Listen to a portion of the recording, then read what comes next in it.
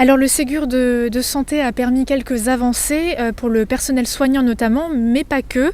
Expliquez-nous en termes salarial déjà, qu'est-ce que ça change? Alors le Ségur, il a permis d'avoir un socle commun pour l'ensemble des salariés du sanitaire et des EHPAD, c'est-à-dire que de la SH, l'agent de service hospitalier à l'infirmière, on a une revalorisation de 183 € mensuels net depuis le 1er septembre. Et donc c'est pour les hôpitaux publics, les EHPAD publics également. Pour le moment, le privé, c'est pas encore le cas. Alors c'est également le cas pour les EHPAD territoriaux, puisqu'il faut savoir qu'il y a des EHPAD qui sont gérés par des collectivités, donc depuis peu ils ont droit aux 183 €. Dans le médico-social, depuis peu ils ont droit également, c'est-à-dire les établissements qui sont rattachés à un établissement sanitaire ont droit aux 183 €.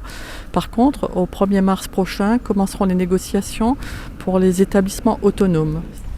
Est-ce que d'autres mesures sont attendues au niveau de la revalorisation des métiers? Expliquez-nous.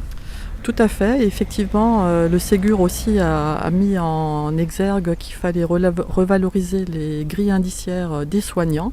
Donc là, seront concernés que les personnels paramédicaux, c'est-à-dire le manipulateur radio, l'infirmière, l'aide-soignante.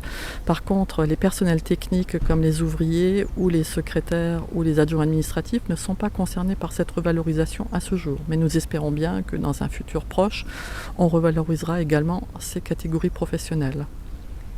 Des améliorations donc, mais FO Santé et d'autres syndicats continuent de se mobiliser, notamment pour des meilleures conditions de travail et pour lutter contre les problèmes d'effectifs. Là aussi, c'est encore un travail acharné.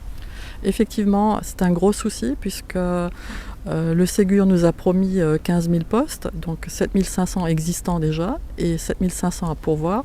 Seulement, au niveau de la formation des professionnels, ça ne suit pas. Donc il faut ouvrir des places aux étudiants pour pouvoir rapidement faire face à cette situation de pénurie, parce que le problème est bien là, on a une pénurie de personnel soignant et il faut savoir qu'au regard des conditions de travail, beaucoup de personnel fuit le service public parce qu'ils ne sont plus en adéquation avec leurs valeurs professionnelles. Merci beaucoup.